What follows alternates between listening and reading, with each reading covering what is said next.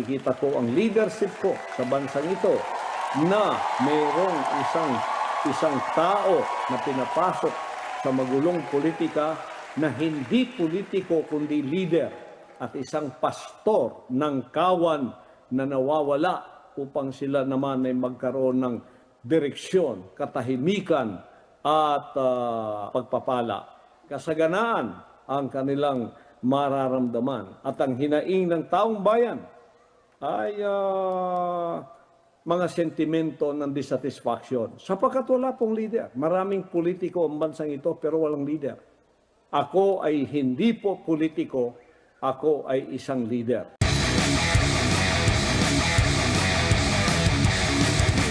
Ating pakikinggan ang ating pinakamamahal na Pastor Apollo C. Kibuloy. Pakinggan natin siya at ating suportahan.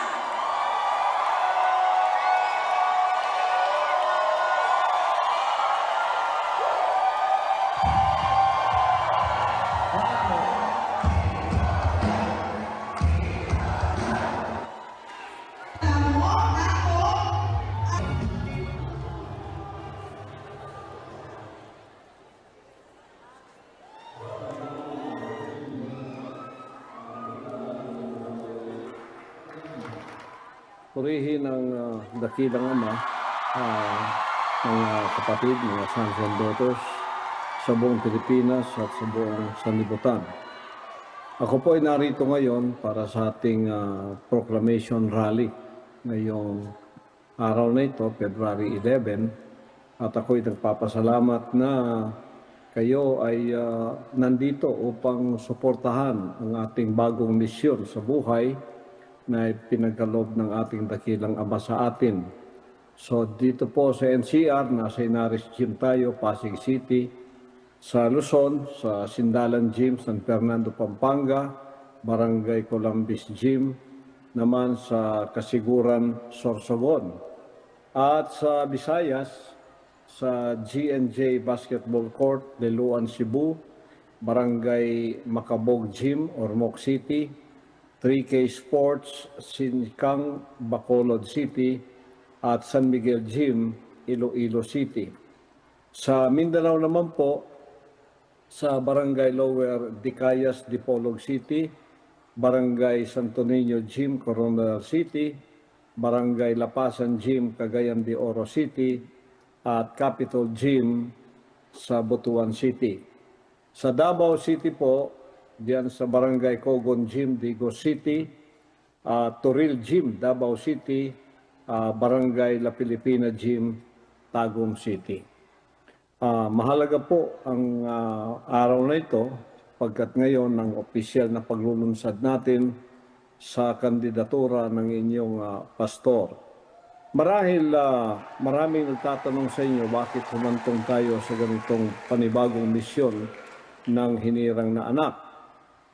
Alam ninyo, ang aking pong calling at ang lahat ng aking mga layunin at lahat ng mga kaganapan sa aking buhay, itong lahat ay may basbas at may kalooban ng dakilang Ama. Kaya That's very impressive, Angela. Oh, my smart meter display. ako po ay nagpapasalamat na ako'y naunawaan ninyo kahit na ang panahon natin ngayon ay glorification era. Ito ay kabahagi na ng glorification era na merong mga panibagong misyon na binibigay ang dakilang Ama sa akin na kung minsan ay hindi pa natin nauunawaan sa pasimula. Ngunit ang direksyon ng aking buhay ay talagang papunta doon na kahit ako sa pasimula ay hindi ko nga alam. Ngunit ang sabi ng banal na aklat, the steps of righteous man are ordered by the Lord. So lahat ng ating mahakbangin, itong lahat ay may mga pagkakaloob ng Diyos na hinirang niya at kanya itong mga kalooban. Tulad nung ako ay nasa pasimula pa lang ng aking paglilingkod, ministry, ako'y nasa denominasyon. Alam ninyo kung saan ako nanggaling. At naging matagumpay ako sa aking pagiging evangelist sa denominasyong yon hanggang sa ang lahat na yata ipagkakaloob na nila sa akin sapagkat naging matagumpay ako sa aking misyon sa pagiging ebanghelista ko sa mga panahong yon sa aking denominasyon. Hanggang humantong sa panahon na parang lahat ibibigay na nila sa aking kamay ang tugatog ng tagumpay. Ngunit sa kalagitnaan noon, sa hindi inaasahang pagkakataon ay kinuha ako ng dakilang ama.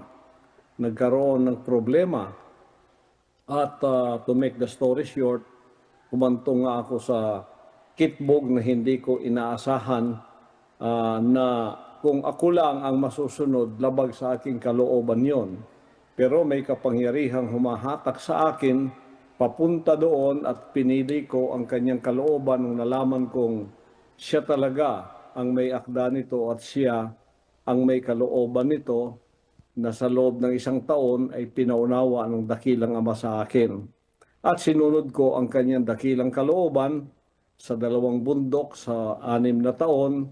Ako po ay nagdusa. Ako ay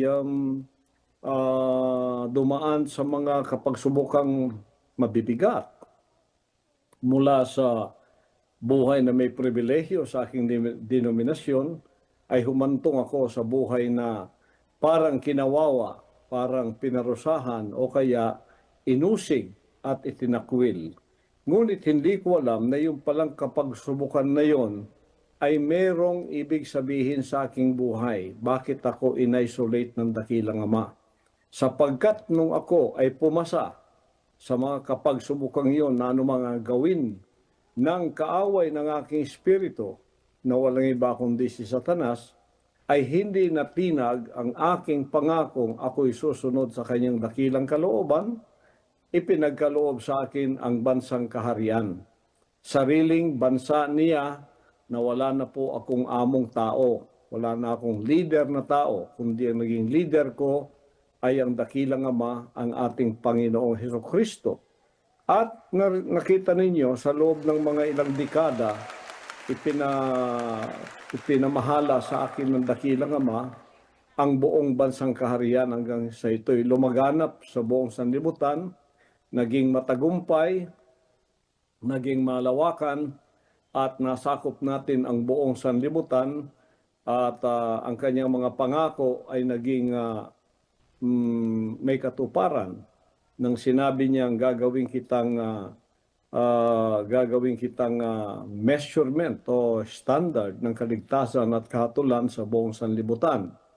Na pinadala niya ako at ang mensahe ko nga, nakita niyo from A to Z of salvation, ay napasa inyo na mahirap talaga na ito'y may pahayag kung walang isang taong sumunod sa kanyang kalooban na hindi mababali ang kanyang pangakong susunod anuman ang kapagsubukan na ilalatag sa kanyang harapan.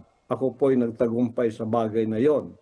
Nung tayo'y naging matagumpay na at nakita ko na exponentially pwede nang lumago ang bansang kaharian, isa na itong institusyon na kahit wala ako, kayo ay lalago sa inyong spiritual revolution, financial revolution at revolution of excellence na siyang kabahagihanan ng mga trabaho o ng mga gawain ng dakilang amang ipinadala niya sa atin dito sa lupa hanggang sa tayo ay naging matured.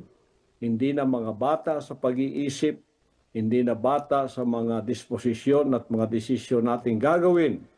Pwede na tayong pagkatiwalaan kahit wala na sa inyong kalagitnaan, personal ang hinirang na anak. Kaya nang nakita ng ama yan, akala natin yun ang maging katapusan, glorification, hihintayin ko na lang ang glorification period na darating sa aking buhay. At habang wala pa yon, I will just enjoy the fruit of the labor of the ministry. At ang aking saganang akin, ako ay pupunta na lang sa mga dako na kung saan meron tayong mga lumalagong mga gawain habang ako ay naghihintay sa takdang panahon ng glorification. Hindi ko alam na merong ibang plano ang Ama, kaya nagkaroon na naman tayo ng hindi inaasahang problema. Hindi inaasahang problema, nagpasimula ito sa Hawaii noong 2018 hanggang sa kasalukuyan, nakita ko ang aking sarili sa isang kalalagyan na hindi ko inisip na ako ay makakapunta sa aking kinalalagyan sa ngayon. Ngunit sa aking kinalalagyan ngayon ay napagbulay-bulay ko na sinabi ng Ama sa akin, huwag ko nang alalahanin ang bansang kaharian sapagkat ito ay isa ng matibay na institusyon, isa ng matibay na kaharian ng Diyos na hindi na matitinag magpakailanman. Sa katuparan ng kanyang sinabing, Thou art Peter, and upon this rock I will build my church, and even the gates of hell shall not prevail against it. Sinabi niya yan na ay tatayo ko ang aking katawan, ang aking iglesia sa ibabaw ng batong ito, na kahit pa ang mga pintuan ng Hades o impyerno ay hindi makatitinag sa kanya. Kaya nasubukan tayo sa 16-day siege at sa iba pang mga kaganapan noong June 10, August 24 to September 8. Ito ang perfect na pagpapahayag ng kasamaan, ngunit hinarap tayo ang perfect na pagpapahayag naman ng kabutihan sa pagsusunod sa kanyang dakilang kalooban. Tayo sa bansang kaharian ang nakatupad sa kanyang mga utos na love your enemy, do good to them that hate you, bless them that curse you, pray for them that despitefully use you, and persecute you. Natupad po natin yun. Walang ibang nakakatupad noon, kaya naging matagumpay ang Third Testament at ang katuparan nito ay walang iba kundi ang hinirang na anak. Nakita ng Ama yun, na sa ating mga buhay ganito pala ang kanyang mga layunin na itong lahat ay matutupad muna. At nang natupad na ito, na hindi natin inaasahan magkakaganito, at ito pala ay naging blessing in disguise para sa atin. Hanggang sa ako'y naging katulad ng apostol na si Pablo. Alalahanin ninyo, kalahati po ng New Testament ay isinulat ni Pablo sa loob ng bilangguan bago siya nag-alay ng kanyang buhay para sa katapusan ng kanyang paglilingkod dito sa lupa. Ako ganun din. Nakita ko ang aking sarili, nandito ako sa piitan at kung titingnan mo sa isang makataong pananaw, ito ay masama para sa atin. Ngunit, tingnan po ninyo sa espiritual na dako, ito ay blessings in disguise. Kaya pala ako'y pinunta rito, wala akong ibang magagawa, kundi pinaisip ng Ama sa akin na anak, pumasok ka sa larangan ng secular na pamamahala. In other words, sa politika, sapagkat yan ang kapangyarihan na umapi-api sa iyo. Alam niyo, matahimik tayo sa ating ministry. Wala tayong pakialam sa secular na sanlibutan, kundi ang ating pong ministry ang siyang ating inaatupag at siyang ating pinamamahalaan hanggang sa ang pintuan ng impyerno ay dumating sa ating katahimikan at tayo'y ginulo. At nang nangyari ito, ako ay pumunta sa aking kinalalagyan ngayon na hindi ko talaga inasahan, ngunit naging kalooban ng Diyos. Kaya pala upang dalhin ko ang kapayapaan, ang kagandahan, ang kabutihan sa secular na sanlibutan na puro naman kaguluhan. Kaya ako ay bibinigyang direksyon ng Diyos na by force of circumstance, ako ay pumasok sa larangang magulo ng politika na kalooban ng Diyos na kung tayo ay kanyang pagpapalain dito, dadalhin natin ang mga prinsipyo ng bansang kaharian sa pamamahala upang ang bansang magulo ay magkaroon ng katahimikan, magkaroon ng kabanalan at magkaroon ng direksyon at magkaroon ng pagpapala sapagkat ang hinirang na anak ng Diyos ay nandidiyan na.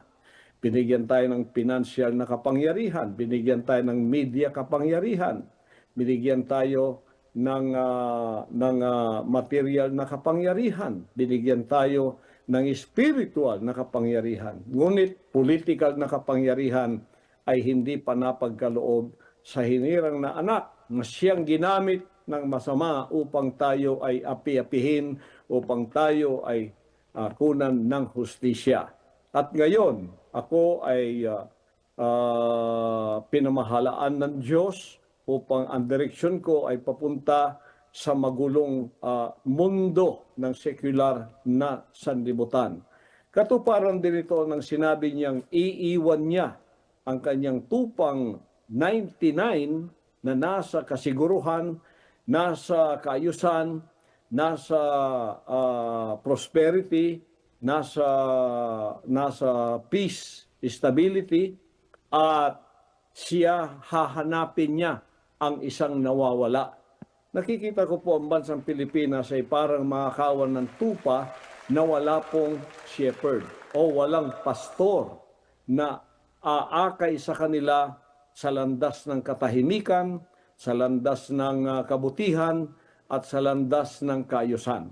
Kaya nakikita ko ang misyon ng Diyos na ako'y pinapunta rito upang dalhin ko kung ano ang ginawa ng Diyos sa bansang kaharian, dadalhin ko rin dito sa magulong secular na outside of the kingdom na walang iba kundi ang secular na bansa nating Pilipinas, na ang politika nila ay puro kaguluhan, puro iskandalo, puro pera ang pinag-uusapan magmula sa pasimula hanggang sa katapusan, ngunit wala pong kaayusan, wala pong development at walang nakikitang kabutihan para sa mga kanyang mamamayan. Kaya't ako ay binigay ng Diyos bilang asin sa lupang ito, bilang liwanag sa lupang ito, upang namang sila ay makakita ng katahimikan, ng kaayusan, ng kasaganaan upang makita nila. Sapagkat ang ministry po ni Satanas, tulad ng sinabi ng Gen 10:10, the thief came forth to steal, to kill, and to destroy. But the Son of God came to give life, life more abundantly. Ang magnanakaw pumunta rito upang magnakaw, pumatay at pumuksa. Ngunit ang anak ng Diyos pumunta rito upang magbigay ng buhay, buhay na may kasaganaan. Yan po ang ating dala sa magulong mundong ito ng politika. Kaya pag tayo ay nakahawak po ng political power, gagamitin natin ito para sa kaayusan ng bansang Pilipinas na ang bansang ito.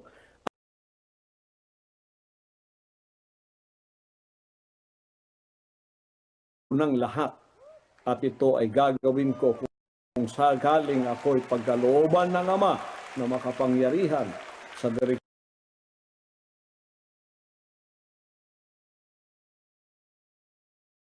niya sa akin, na tayo ay mailuluklok bilang senador at isang araw ay baka mataas pa riyan para makita naman nila kung ano ang ginawa natin sa KOJC, ay ganun din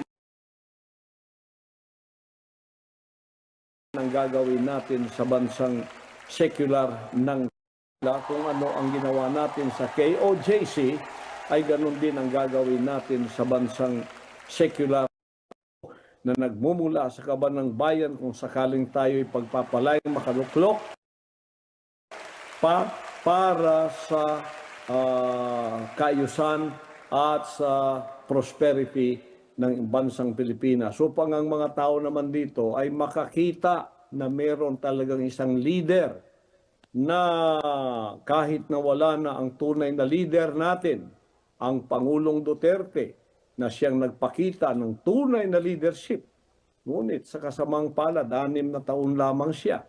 At ngayon nakikita natin na para tayong isang manok na walang ulo na tumatakbo at walang direksyon. Ngunit nakita ko na kalooban ng Ama na ako'y papapasukin dito sa magulong mundo ng politika upang tulad ng sinabi ko, magbigay ng direksyon, magbigay ng kayusan, at magbigay ng development sa bansang ito hanggang ito ay maging isang first world country na zero ang korupsyon, malinis, walang basura, maganda, maayos, ang mga estero, malinis, coastal, malinis, nagtatanim ng puno araw-araw at nagpapaganda sa ating bansang Pilipinas na tinatawag nating bansang mahal natin.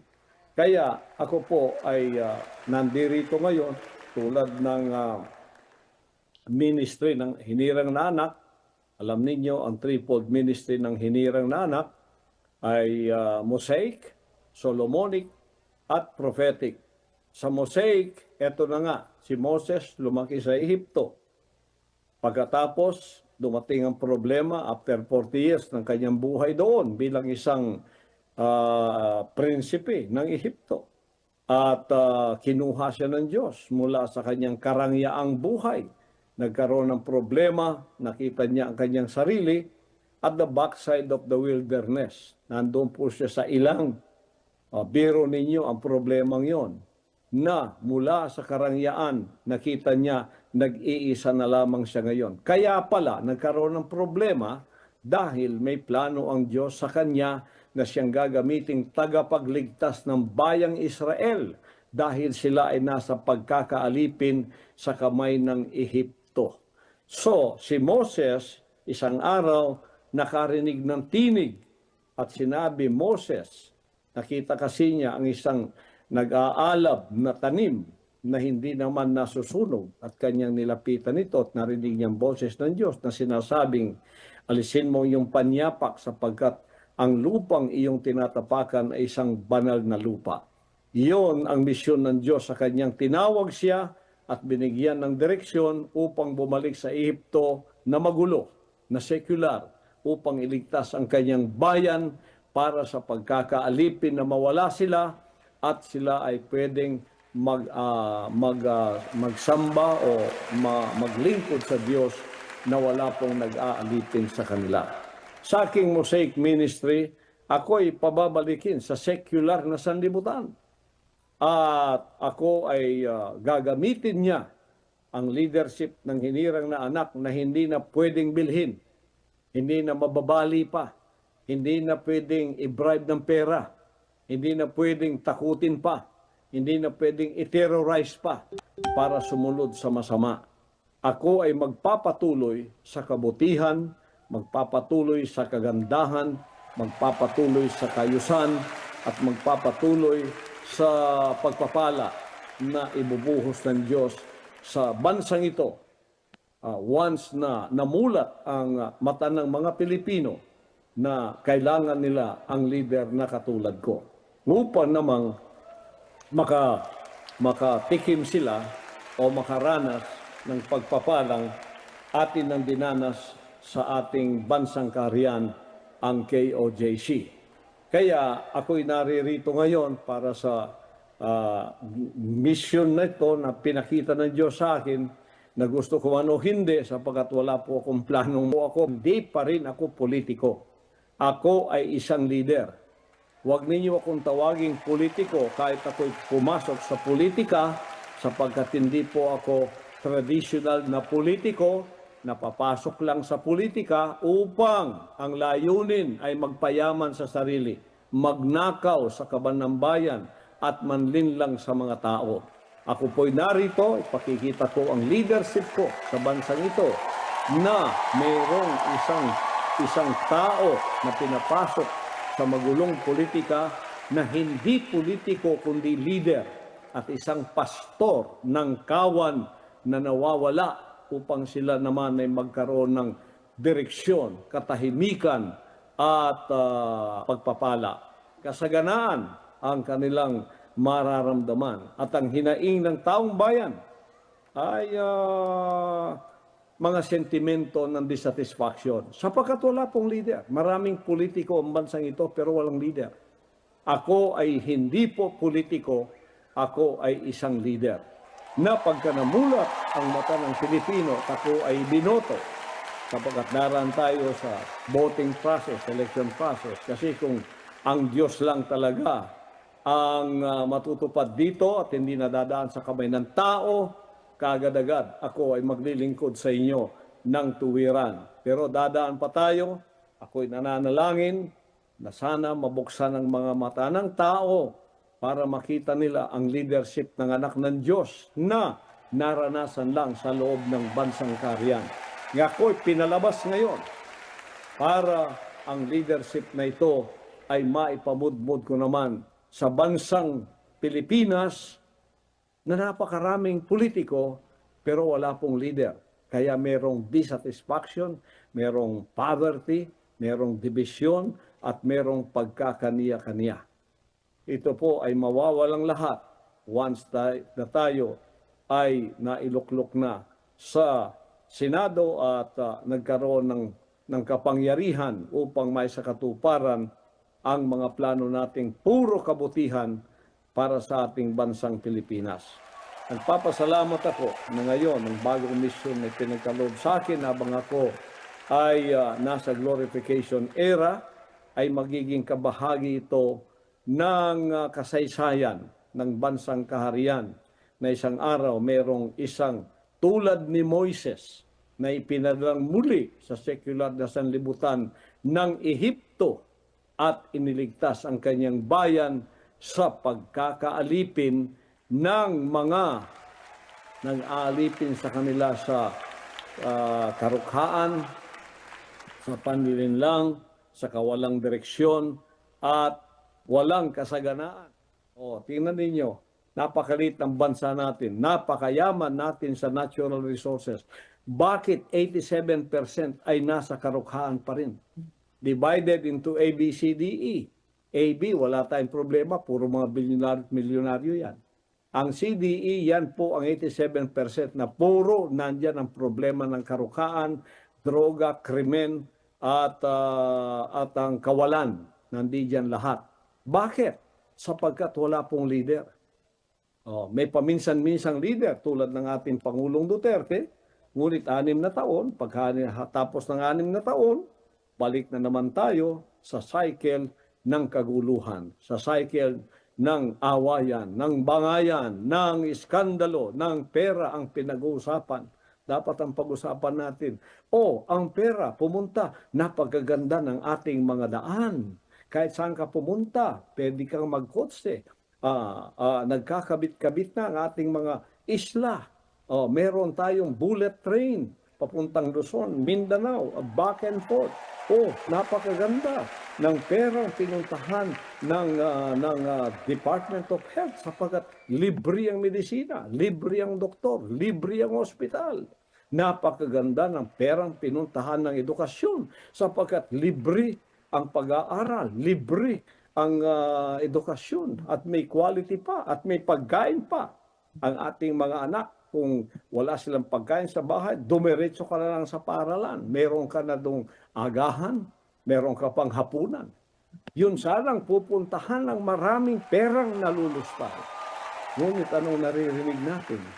Pasimula ng taon hanggang sa katapusan ng taon, iskandalo sa pera kung saan pumunta, hindi natin alam kaya dimandahan dito at dimandahan doon.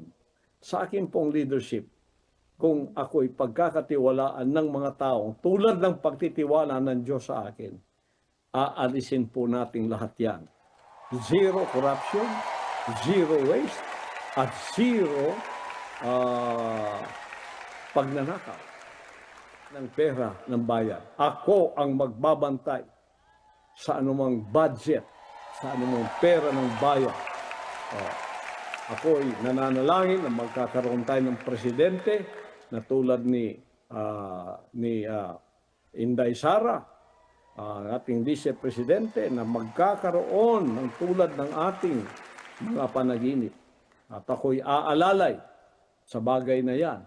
Kung ako naman ang pagkakalooban ng Diyos ng bagay na yan, lalo ninyong makikita ang mga bagay na inyong hinahangad. Hindi na kayo pupunta ng Singapore, Amerika, at iba pang maunlad na bansa, sasabihin ninyong, ganito sana ang aming bansa. At ang aking pong misyon, ang mga OFWs ay makauwi ng lahat sapagkat ang trabahong hinahanap nila ay sobra-sobra nandito sa Pilipinas at ang kanilang sweldohin dito mas doble kaysa kanilang pag-abroad. Yan po ang aking pangarap. At ang pangarap na yan ay magkakaroon ng katuparan once makakita tayo ng isang leader. Hindi politiko, kundi leader. Huwag kayong malito na ang isang pumasok sa politika ay politiko na. Marahil yung lahat nandyan, pumapasok sa politika, politiko sila. Ako'y pumasok sa politika, may misyon. Hindi po ako politiko. Ako'y leader na magdadala ng pagpapala, kasaganaan, katatagan, kahusayan sa isang matatag at mapayapang Pilipinas. Kaya sa proclamation rally na ito, idalangin natin na itong nasa puso ko at isip ko ay kapagtagumpayan ng Ama na ako ay may luklok sa kapangyarihan yan na magagawa ko ang gusto kong gawin na meron po akong plataforma bilang senador o kaya presidente. Panaginip at pangarap ko.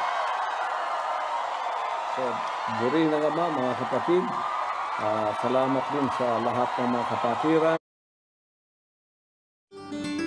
Sometimes it's the little things that make us Full-time miracle workers na ngayon ay gagala sa buong Pilipinas, house to house. Sa lahat ng mga leaders, coordinators, ministers. At di lang dito sa Pilipinas, kundi sa buong sanlibutan. Sa lahat ng mga foot soldiers, sa lahat ng Purple Army na gagala sa buong Pilipinas at pinapakilala ang leadership ng inyong hinirang na anak, ang inyong pastor. At ako'y nagpapasalamat na doon po sa Amerika, sa New York, sa Times Square, nandoon ang ating advertisement. Sa buong Amerika ay malawakan din po ang kanilang pag house to house sa lahat ng mga Pilipinong pwedeng bumoto at di lang sa Amerika kundi sa iba't ibang panig ng buong daigdig na mayroong mga Pilipinong pwedeng bumoto at active po tayong lahat. Kaya huwag kayong magpapaniwala sa mga survey na ganito at ganon. Huwag po, sapagkat yan ay mind conditioning lamang. Kita ninyo sa mga survey na ginagawa natin, na tunay na survey na walang bayad. Panalo po tayo. At ang Diyos ang mayakda nito at nananalangin tayo na kahit nadayain tayo nang dahil sa tayo ay napakalakas para sa kampanyang ito, ay hindi na po kayang dayain tayo. Sapagkat may kalooban ng Diyos. Yan ang kaibahan ng may kalooban ng Diyos. So para po sa inyong lahat mga kababayan at mga anak ng Diyos sa buong Pilipinas at sa buong sanlibutan, hindi ko lang iniisip na ito ay isang secular political na misyon. Ito ay isang spiritual na misyon para sa akin. Dadalhin yan sa secular na sanlibutan para kung ano ang nagawa ng Diyos sa pamamagitan ng leadership ko sa KOJC, ganon din ang aking leadership na gagawin sa buong Pilipinas. Exhibit A po ang KOJC. Mapayapa, maunlad, may kasaganaan, merong katahimikan, at merong direksyon, at merong pagmamahalan sa isa't isa. Yan ang nawala sa atin, ng pagmamahalan. Puro hate ang ipinunla sa atin ng espiritong masama. Kaya hindi po natin tatantanan ang espiritong nagdadala ng pagkapuot, hatred. Yang mga espiritu ng komunista ay espiritu ng hate to one another. Andalo ko po sa Pilipino, love one another. At yan ang ating pong ipakikita sa pamamagitan ng ating leadership. Kaya dumalangin tayo na kasihan ng Ama, pagpalain, pangunahan ng daan ng hinirang anak para sa bagong misyon ko sa bansang Pilipinas. Purihin ang dakilang Ama para sa Diyos at Pilipinas nating mahal. Ang pagpapala ng dakilang Ama ng ating Panginoon sa Kristo, mapa sa ating lahat. Mabuhay po tayo sa ating pagyaon at sa ating pasimula ng opisyal, ng pagpapasimula ng campaign period. Kayo ay gagamitin ng dakilang Ama na kahit hindi ako personal na makapunta sa mga lugar, ay kayo na ang magiging representante ko para makilala nila ang leadership ng Hinirang Nanak para sa pagtakbo natin sa Senado. Purihin ang dakilang Ama, binabalik kong lahat ng kapangyarihan, kaluwalhatian sa kanyang mapagpala at dakilang pangalan. Amen.